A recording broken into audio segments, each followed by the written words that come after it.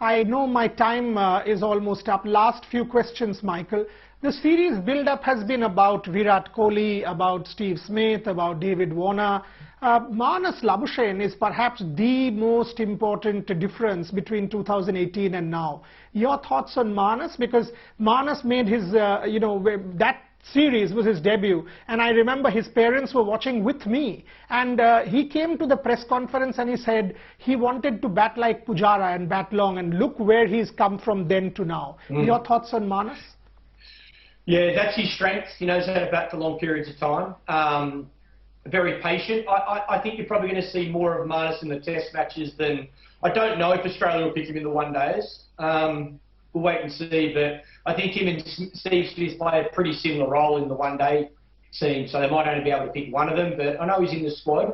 Yeah, like I say, willing to bat for long periods of time, loves batting, pretty simple technique, doesn't do anything too fancy, got a great eye, so picks up the ball early, and his shot selection's very good. Again, he hits a lot of balls, majority of balls along the ground, so you take out you take out getting caught, a major form of dismissal, if you can keep the ball along the ground. Again, I think how India bowled to him at the start of the innings is very important. They need to be extremely disciplined. They need to be well researched. They need to look at Manas's technique, find areas they can have impact, and then have the skill to do that early on in his innings. Michael, last couple. Honestly, do you give India a chance without Virat Kohli, or is it really Herculean and almost impossible? I give them a chance because they're a very, very good team. If India win the one-day series and the 2020 series, they can win the test series. If they don't win both these short form and then Virat Kohli goes home, I don't think they can.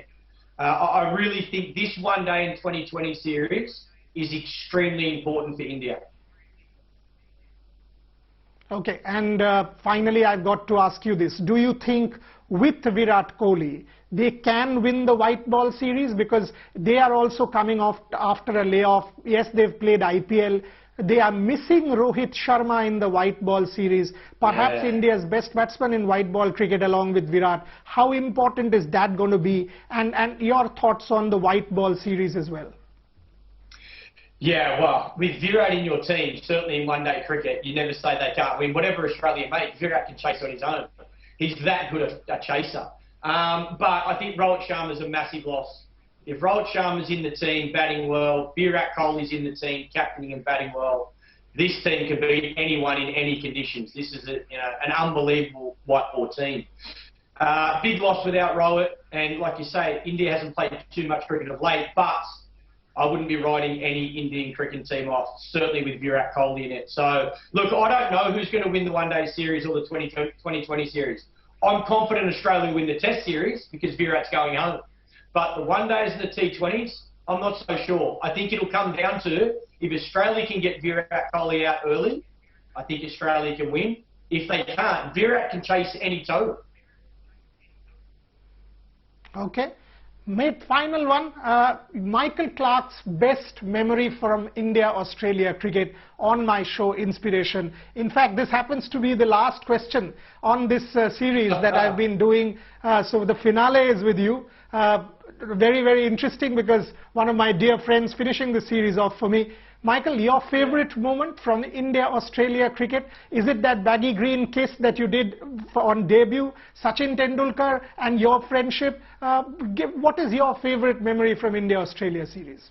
I have so many. I've been so lucky. Look, I'll never, ever forget my very first test match I ever played for my country was in Bangalore in 2004. I flew my mum, my dad, my grandmother, my grandfather over to Bangalore to watch that game. My family had never been out of Australia, so it was their first time to India. And what an experience, what an absolute dream come true. I was lucky enough to make 150 on debut. But more than that, just learning about the people, the culture, the way Indian fans love cricket changed my life. It's changed my life forever. I still love coming to India. I was so disappointed that the IPL wasn't in India this year because I would have been there.